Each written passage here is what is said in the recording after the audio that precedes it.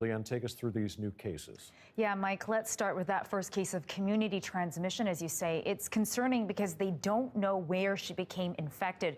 We're talking about a woman in her 50s. She lives in the Vancouver Coastal Health region. She has not recently traveled, and she's had no known contact with any of the existing cases of COVID-19.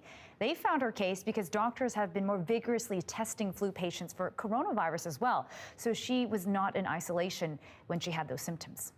We do that in detective work to try and connect the dots so we can find out. So there's likely at least one other person out there who's either had this disease or has this disease, and we need to find them and find their contacts so we can stop any further transmission.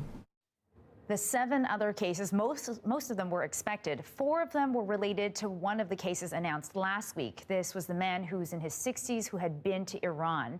They were already in isolation when their symptoms developed. 2 men in their 20s and 30s, and also 2 women in their 50s and 60s. Then there's another travel-related case, this one also from Iran, a couple from the same family, a woman in her 50s and a man in his 60s. And then the final case, this one a little bit different, a resident from Seattle who was here visiting family. And one of those 8 cases was linked to the closure of a school downtown today, the University of Canada West. Yeah, we're going to have more on that university case coming up, Leanne. But Dr. Henry, in the news conference today, changing her tone when it comes to changing travel plans. What's she saying? Yeah, with spring break coming up, she says families should really think deeply about international travel. It's not a blanket cancel all plans, but it's certainly more risky now. I would have a low tolerance rate now for a lot of international travel because we are seeing that this is moving very quickly and things can happen quite suddenly. And I think it was an eye-opener for many people in northern Italy, how it evolved so quickly. And we're seeing the same thing in Washington State. So this is one of those years where I would shift my thinking to staying at home.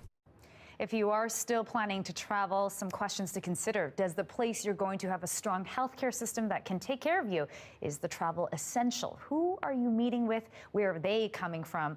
And if you come home, do you have the capacity to handle a 14-day quarantine? So those are some of the things that you should be asking yourself right now. Mike? All right, Leanne, thanks very much. You're welcome.